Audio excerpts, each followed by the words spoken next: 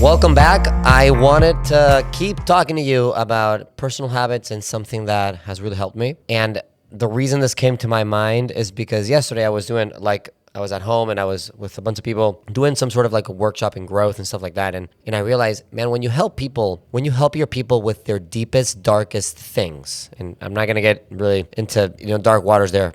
I'm talking about money, for example. People will not only, they'll repay you back morally so much. And to the people that I'm talking to, this makes a lot of sense. You might not need this, but man, you could use your common sense. People don't know how to operate money. And so I went over this is the simplest and easiest method on how to save and control your money. Welcome back to Unlocked. So if you've been listening for a little bit, thank you so much. If you can keep forwarding this, helps us a bunch. And if this is your first time, how to save money is a topic here and how to keep money from going away from you, please, send this to somebody that needs help financially and stuff like that. Anybody can do this, okay? So I learned this from my mentor, Raphael. This is the envelope method. Anybody can do this job. And it's so easy. And you should do this before you have any money problems. But if you are in a money issue right now, no matter how much you make, it's never going to get fixed. So we looked at the envelope method. So what does this mean? First of all, there's a principle here that you need to believe in, that it's, if you do not tell your money where to go, it will leave. I'll let that sink in there for a second, because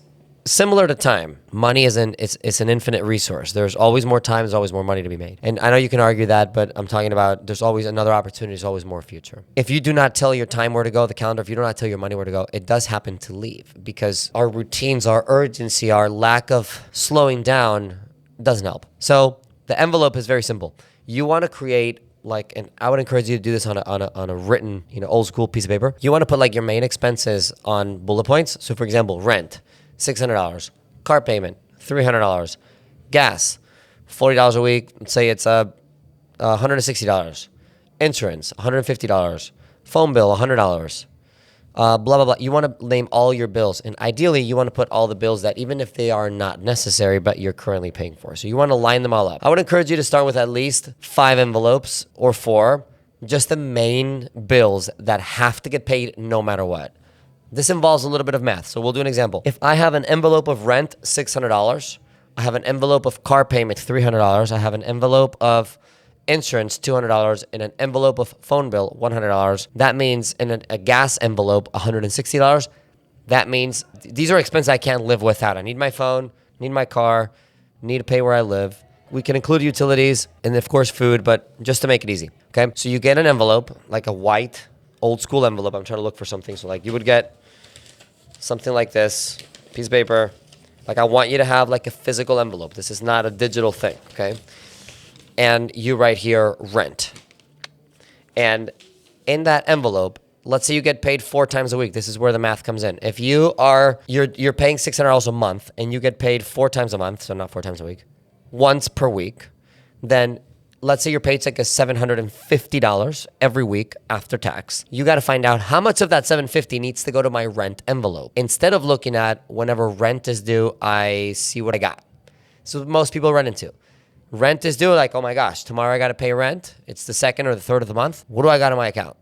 And now you're kind of asking for an advance, or it's draining your account. Instead, what you do is you plan ahead. You tell your money where to go. So if you need $600 per month, and you get paid 4 times a month, you got to divide this by 4. So your rent envelope every week, you should do this in cash, because cash is a lot harder to spend than Apple Pay. And by the way, I recommend totally against Apple Pay, easy ways to tap with your phone if you're in a money building phase of your life, or if you struggle financially with money and credit cards and stuff like that. I would just only use cash. Now you're like, Richard, but that's so hard. Yes, it's harder. But after 2 or 3 months, you'll be a complete new person, because you'll be operating and you'll be deploying capital with the knowledge of how much it costs to make it and lose it. So 600 divided by 4, because I get paid 4 times a month, it would be 150. So out of my 750, I'm going to take $150 out, put it in my rent envelope. That's it.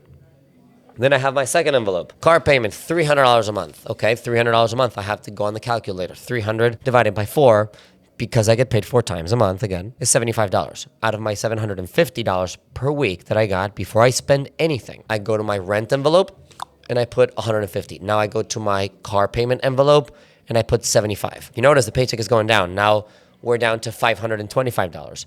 Then you would go to your gas, and then you would do 160 divided by 4, you would put $40 into your gas, then you would do $25 into your phone, and you just put the money in each envelope, and you'll realize you have $300, $400 left. Now you can have a savings envelope, advanced tip, I recommend that, or you can have more envelopes based on what your current lifestyle is. But I would recommend 100%. And by the way, tithing and offering, if that's probably where your money goes first, you want to have an envelope and you want to have complete control. And you want to live a life to where, like, if let's say there's a week where you didn't work or your paycheck is half because you missed a few days, your envelopes still need to receive that money. So maybe there's a week where you got to go eat with your parents, or you got to figure out other things. You cannot go without putting money in the envelope. Biggest problem is, I think, that I see as people are, before putting money to their bills, they're like, I'm hungry, so I'm buying, a $16 meal at fast food place. Or I'm stopping at the gas station, I'm getting an energy drink, a pack of gum, and a couple snacks. That's $8 here, $9 there.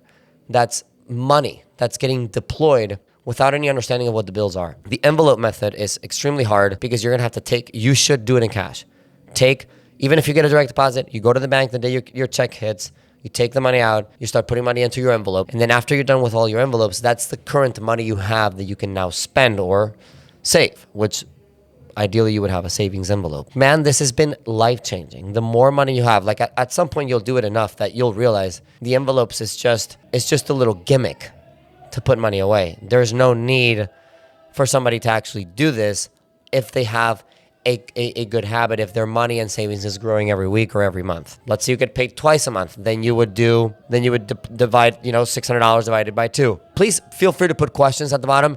If you're like, well, Richard, my check was this, or I had like a week that I didn't get paid for this. The answer is going to be hard, but there could be a specific answer to your case. But man, if you just have envelopes for the bills that need to get paid no matter what, and the money goes there no matter what, your life is going to be a lot easier, and you're going to be enjoying by the time you go out, get a meal, because you're doing it with the understanding that everything else is taken care of. So hopefully this helps. Save your money, and we'll see you at the next one.